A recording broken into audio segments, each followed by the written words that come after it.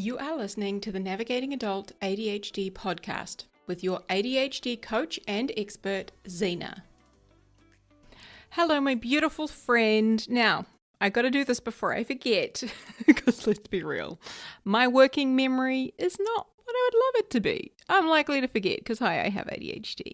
But the first thing I wanted to say today is, if you're listening to this in real time, which I appreciate, you might not be, but if you are, I just want to say Merry Christmas.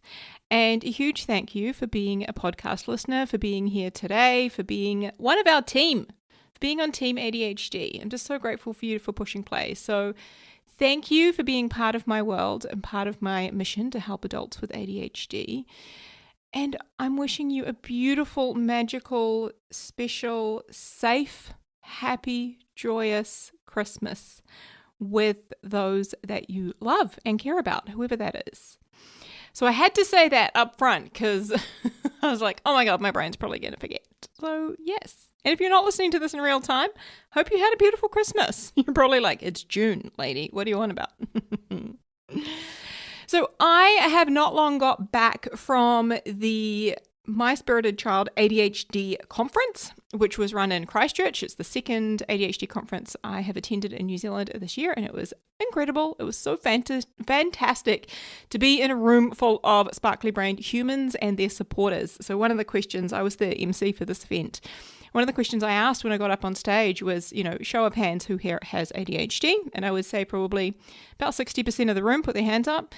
I said, who here is a parent or caregiver of somebody with ADHD? And there was probably about 50%. So obviously, there's a mixture of parents who have ADHD themselves, likely and quite often because their children have been diagnosed, they've come to that realization. And then the last question I asked was, who here is a support person? So that might look like the teachers, the therapists, the counselors, etc. And there was probably maybe 20 to 25% of the hands in the room went up, which was so beautiful to see. So wonderful. My friend, if you get the opportunity to attend an ADHD conference, I know these are on around the world. At present, we typically have 2 in New Zealand, 1 in Auckland around August and 1 in Christchurch next year. It'll be the end of November. I know that the same company who runs this event, which is My Spirited Child, I will link to them in the show notes, they run them all over Australia too. So they do multiple events around Australia. They also do them virtual, so they do them online. And they have typically 6 different speakers, 6 different experts come and talk about different ADHD related topics. There's a workbook, which is usually optional, that you can purchase as well. And, as I said, these are done all over the world in different formats, but it's just such a great way to learn not only about your brain, but also to be amongst other people like you who get it, who are, meeting you where you're at and who appreciate the differences that you have. So again, I highly recommend it. I love them and I just love hanging out with our community. So if you did come up and say hi, I got to meet lots of you, which was fantastic. I'm so happy I got to meet you and hug you. I'm such a hugger. One of the questions I did get asked over and over from the men was, do I coach men? Yes. Yes, I do. I know I wear bright pink and neon colors and all of that, and I talk a lot about women and hormones and so on, but yes, we have got men. I've got some one-to-one men clients, but in our membership, Inside Adulting with ADHD, there are men. Yes. And I'm also making a conscious effort to have some male guests come on as well. Some of the people who I've had the honor of connecting with and becoming friends with in the ADHD space, fellow men with ADHD, often late diagnosed, have got such a wonderful perspective and, a good variety of tools and a good story, etc. I love to share them on the podcast. So you will have noticed we've had a few of those recently. All right, my friends. I just want to give one shout out before I get into today's lessons that I want to share with you from this conference. I want to give a shout out to the ninjas. So ninjas specifically at this ADHD conference are the people who volunteer to help it run smoothly. So they're checking the tickets, helping everybody find everything, all of that sort of a thing. And one specific ninja I want to shout out, his name is Sean. Now, I'm hoping Sean might hear this. He may not. But Sean, if you are listening, You came up to me and gave me some really beautiful feedback about being the MC. I had never been an MC before. I've done a lot of public speaking, but not in the MC role. So I just wanted to go in and have fun with it. But it was something I wanted to get was feedback. And I just want to say how much I appreciate you coming up and giving me that feedback. You didn't have to do that, but it meant a lot to me to hear your perspective and to hear what you liked about my style and what I was doing. So I just want to shout you out and say thank you. I really appreciated that. And you gave amazing hugs. All right, my friend. So in today's podcast, I'm wanting to share with you one or more lessons from each of the speakers from this conference. So things that they shared, their expertise. And I'm also going to, in the show notes, I'm going to link to each of these speakers if you want to go and follow them and check them out and see what they're doing in the ADHD space. Many of them have got some amazing resources that you can take advantage of. So I'm going to go in the order of the speakers from the day, okay? So the first speaker that we had was Jaime Rose Peacock. Now, if you are an avid listener of the podcast, you might remember Jaime. We've actually had Jaime on the podcast where it was number 136. Yeah, number 136. She talked about ADHD in the workplace. Okay, she talked about your rights, your reasonable accommodations and adjustments that you can ask for when you need to tell your boss, all of these things. That episode has had so much incredible feedback because she answered so many of the questions that we have about, what can we ask for at work? What kind of accommodations are we allowed? And do I have to tell my boss? Should I? Shouldn't I? All of these sorts of things. So if you haven't yet listened to that and you are somebody with ADHD in a workplace, even an employer, it would be incredibly valuable. It's number 136, okay? And her talk at the conference was very similar and along those lines. But one of the things that I wanted to share with you today was around that question of disclosure. Do I have to tell my boss, or should I tell my boss? Like, when do I tell? When do I not tell? Because this is something I was asking some of the attendees throughout the day, like what was your takeaway from so-and-so's talk? And this is something that I heard from people again and again was really, really valuable. Okay. So in terms of whether or not you need to tell your employer, it's entirely up to you, providing there is no legal requirement for you to do so. In some cases, there may be a legal requirement which you usually would know about. So for example, I know in the police force here in New Zealand, there is a legal requirement for you to disclose if you are on any form of medication. Also, if there is a situation where you're operating machinery, it may be required, and you will have been told this during your application of the job, and it will be, no doubt there will be drug testing, etc. in that role, then you will likely know that it is something that you need to tell your employer. But in a lot of cases, unless you're, legally required to, the answer is no, you don't have to tell your employer. Okay, obviously it's not a good idea to lie, but you don't have to tell your employer. Now, if you want to tell them, you can, okay? But obviously you need to be mindful of the relationship that you have with your employer, okay? So one of the things that Jaime talks about is if you don't have a great relationship with your employer, if there is a risk of them, misinterpreting or discriminating against you, or some sort of a stigma, if the way that they've talked about ADHD previously hasn't been in a positive way, then you may choose not to. And you can still ask for accommodations without having to disclose. Okay, if you want to learn more about that, definitely go listen to number 136, where she talks all about how to do that, okay? However, there are some, benefits to talking to your employer about your ADHD diagnosis, especially if you do have a good relationship. So there will be access to support and accommodations. You can talk about ways that will better help you to manage your workload and your planning, and that may be something like more regular check-ins, more regular, meetings where you two go through and look at the plan and the schedule together, etc., right? That they will have a better understanding of you, okay? And in some cases, one beautiful thing that I have seen in the work that I do with people is when they have chosen, and sometimes it's a really courageous thing to do, right, to speak to your employer about it.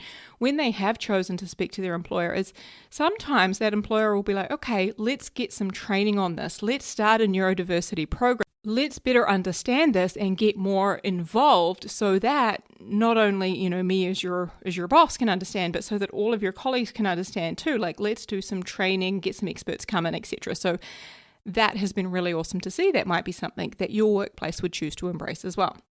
Okay. Now, another thing that Jaime talked about is how the employer's duty is that they have to maintain confidentiality of your health information. If you do choose to disclose legally, they have to keep that information confidential unless you say that they're allowed to share it with your colleagues, etc. Okay? So I just wanted to highlight that again because it's a question I get asked a lot, but also Jaime's the expert in this space, and it's just so good to know this. Okay? So that's Jaime Rose Peacock. Again, I'm going to link to her in the show notes. I feel like today my brain is going too fast for my mouth. So when I drink water, and I frequently spill water, and not just water, other things on myself, but when I drink water, I sometimes feel like I'm taking a drink of water, but my brain has moved on to the next thing. And because my brain's moved on to the next thing and I haven't finished the drink, I spill it. Do you know what I'm saying? Hopefully I'm not the only one. All right. The next, it's not so much a speaker, it was a panel. The next thing that happened at the conference was there was a panel, and it was a burnout panel. So we were talking about ADHD burnout. So this was run by Ashley Cairns. Ashley has been a guest on the podcast. It was actually about a year ago when this was released. I remember it was the last episode before Christmas. So Ashley was a guest talking about her own burnout experiences and lessons and takeaways, etc. It was a fantastic episode. But this was a panel that she pulled together. So I was one of the people on the panel. Then there was Ashley sharing her experience. Jaime was also on the panel, and somebody called Kate. Now, Kate is a mental health and wellbeing counsellor based in Christchurch, in Otutahi, Christchurch. So I will link to her and her details as well. One of the things that really came out of this when I was talking to other people about what they got out of that panel afterwards was how normal ADHD burnout is in our community, but how it's not normal, full stop, right? So burnout is not normal, but it is normal in our community, okay? And that's really unfortunate because I think of the societal expectations and pressure to perform like a neurotypical person, but also we're living in a neurotypical world, right? So it's so normal, but it's not, it shouldn't be normal for us. So I think every single person I spoke to had experienced burnout. Some of them were currently in burnout, the people I was speaking to at the conference. Okay. So I'm going to share with you specifically some of the lessons that I shared on this stage. Ashley asked us, what's one thing you wish you knew back then? Back before your burnout or during your burnout. And the thing that I shared was when you think that you do not have time for your mental, emotional, or physical health, sooner or later, you will have to find time for illness. And that was definitely the case for me I've experienced burnout a couple of times, and I've talked about it here on the podcast. But specifically the last time I had it, I just felt like I didn't have time for my health. It was sort of the thing that went out the window. And I kind of remember thinking, I just wish I'd get sick so that I had to stop everything. Even though I didn't have time to get sick, I kind of wanted it to happen, if you know what I mean. But when you think you don't have time for your health, sooner or later you're going to have to find time for illness. I had to make time for burnout, and that was a long road to recovery. There's this quote, and I am paraphrasing it, but I read it in a book the other day, which really speaks to this. Your body is the only vehicle you ever get to own, the only way you get to explore the world, and the window through which you get to experience and enjoy life. It's the only place you'll ever truly call home. If you don't take care of it, you'll be paying a high price to try and repair it. Another question that was asked of the panel was, what tips and tricks do you have for navigating ADHD burnout? And I talked about the difference between slow dopamine and fast dopamine. And I have, there's multiple podcasts on that. It's something I'm very passionate about talking about. But one of the things that I noticed when I was in burnout, and I see this of, the people that I work with, fellow ADHD, is when we are in burnout is we're going for quick dopamine. So not all dopamine is created equal. Quick dopamine is things like scrolling on your phone, online shopping, eating fast foods, binge watching Netflix, things that give you that real quick spike in dopamine, real quick and easy, alcohol, these sorts of things. But slow dopamine is things like going for a walk, going for a swim at the beach, going to catch up with a friend for coffee, doing your hobbies and your goals. It could be horse riding, it could be knitting, it could be crocheting, it could be riding your motorbike. Those sorts of things don't spike and crash your dopamine the same as quick dopamine, okay? So when you understand that not all dopamine is created equal, and when you are in burnout, typically you're only going for one of those sources, or you're highly prioritizing that. It's like if you think about a seesaw, the seesaw is very out of balance. The majority of your dopamine is coming from the quick dopamine, which is spiking and crashing you a lot. It's kind of like blood sugar spiking and crashing it, right? Not all food's created equal. If you just eat fast food all the time, it's going to have a negative impact on your body and no doubt your mind over time. It's the same with our source of dopamine.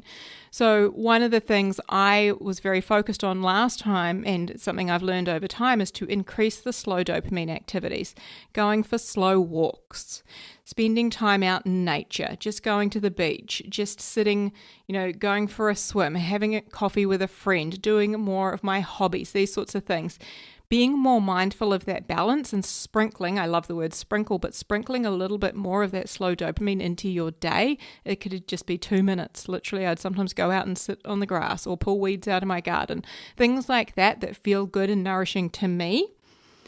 Increasing that and being mindful of those two choices of dopamine. So I talked a bit about that. The other one I said is embrace the power nap.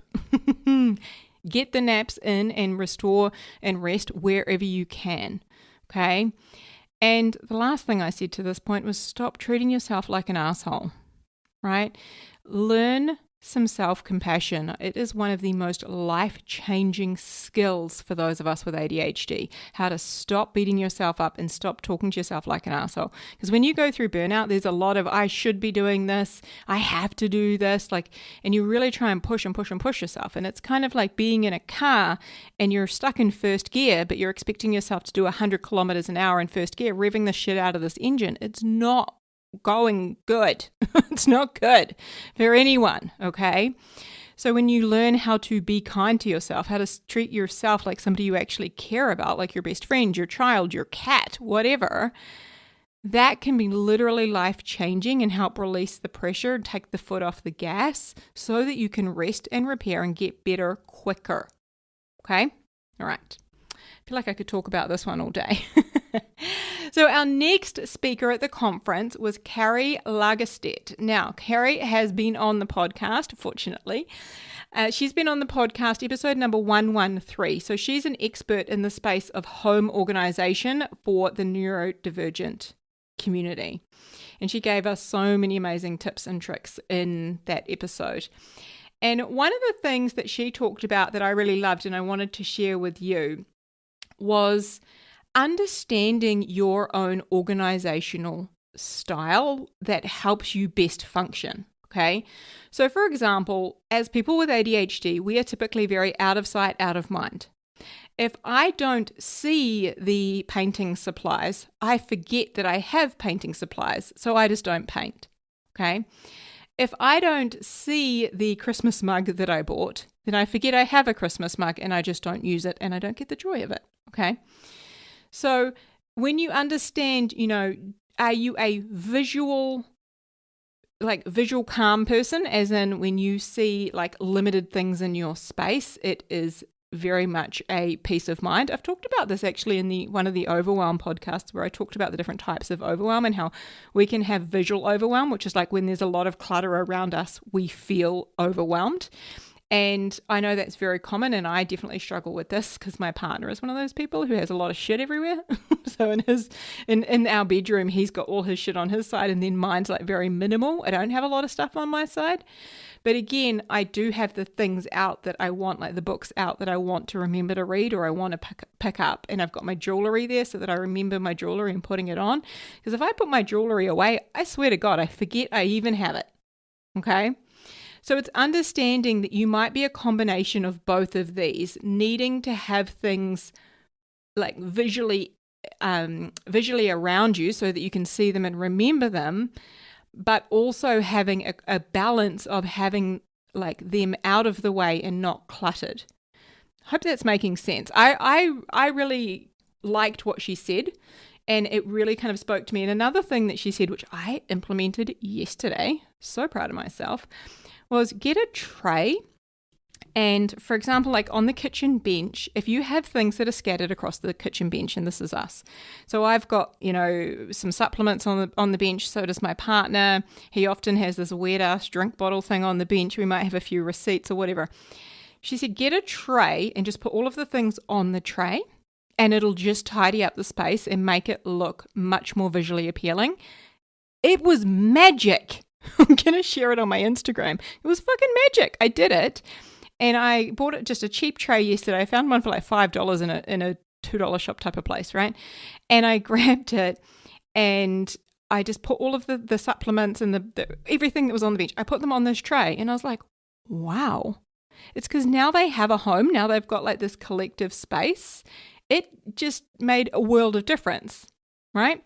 So that was a great takeaway for me. I'm now going to do that in a few different spaces in the house. And in a bathroom, sometimes you would have that in a bathroom. You'd have a little tray that's got like the soap dish, that's got a place where you would put your pump soap if you've got one of those liquid soaps, and then like the little thing that would hold your toothbrushes. Like it's kind of like puts all of those three items together in one place so that it's not as messy. It's a similar kind of a concept. Okay. All right, let's go. Let's move on. Now, the next speaker was Freddie. Okay, now, I had not yet met Freddie. However, I had heard a lot of things about him because he is local. As in, him and I actually live very close to each other. But I'd heard a lot about him, I think from the ADHD conference in Auckland. People had said, hey, like, have you done any work with Freddie? Have you met him? Have you collaborated, etc.? So Freddie Bennett, I should have mentioned that. And he is the co-founder of Bay Pediatrics. So you may already be in his space. And I have heard such incredible things about this man and about the world that the work that he's doing. And he is on a mission to make New Zealand the best supportive place for ADHD diagnosis and help. And like, he's got this incredible mission, and beautiful human, right? Beautiful, beautiful human. Now I go up to Freddie because I haven't met him before, and I'm very excited to go up to meet him. I was like, I heard like wonderful things about you. And he's like, oh my God, I've heard a lot about you too. And I'm so glad we get to meet. And he was just like lovely off the bat. And I said to him, hey, I'm going to be introducing you. Okay. I'm the MC. He's like, that's awesome. I said, can you give me a story that I could maybe share on stage just to, warm people up, just to give people a little bit of an idea about you? And wait for this. He says to me, okay, well, the last time I was in Christchurch, I did get locked out of my hotel room naked. I was like, yes, that is fantastic. So that's what I led with when I introduced him. But basically what had happened is it was the middle of the night, he was disorientated, thought he was going in the bathroom, ended up going out there, didn't have his contact lenses in, and next minute he's like literally naked in the hallway of a hotel. Hilarious. But when he spoke, oh my gosh, he is like an incredible speaker. He does host events here. He has spoken all over the world, the United Nations, on the BBC News, like incredible resume. And a captivating speaker. But I see him when he was going through his talk of, the struggles that he had had and being, diagnosed a little bit later in life, and his children being diagnosed and just really struggling with a lot of like mental health, etc. And how he was able to turn that around. Now, if you are familiar with David Goggins, I see Freddie as the New Zealand version of David Goggins, because the things he has been doing, holy shit, this man is impressive. He's got a Guinness World Record for running a marathon dressed as a fisherman. He literally ran a marathon in gumboots, dressed as a fisherman. If that's not crazy, I don't know what is. But he's gone on to sort of really challenge himself and how he can work with his ADHD and his brain and produce the brain chemicals that he needs. He was just an incredible, inspirational speaker, I have to say.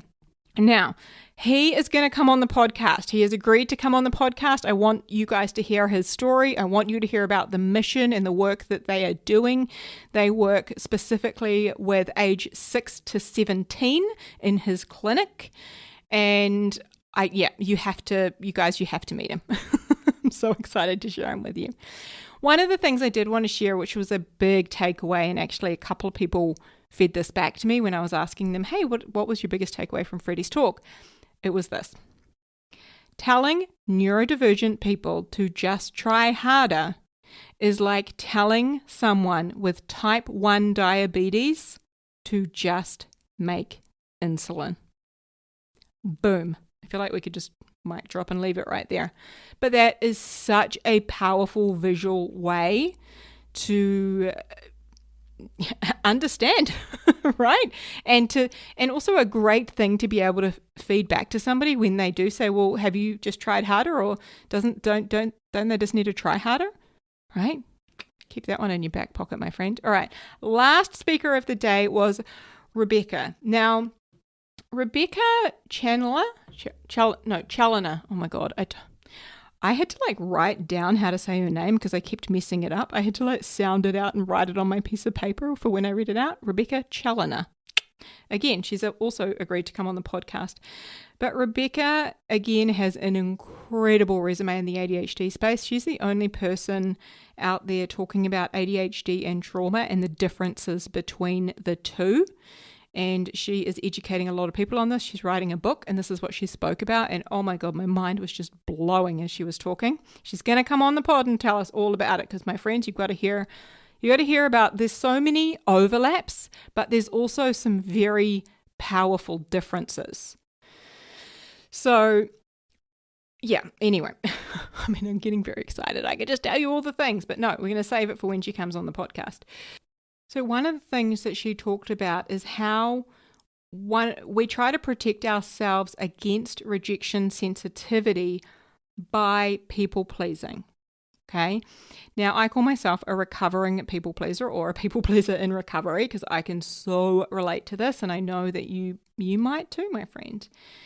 But if we were to think about this in terms of, she used the example of young girls, so teenage girls, teenage boys. Teenage girls, when pressured by, let's say, their boyfriend, right? Their boyfriend is pressuring them to do things. I know you can use your imagination here.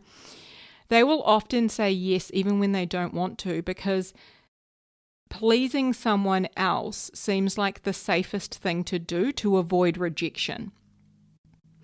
Another example here is teenage boys. They might be dared by their friend group to go and rob a liquor store, for example, and they do that because not doing it feels unsafe, like they could be rejected and kicked out of their friend group. So they do it even though they know it's not the right thing to do and they shouldn't do it, because doing it feels like the safest thing to do.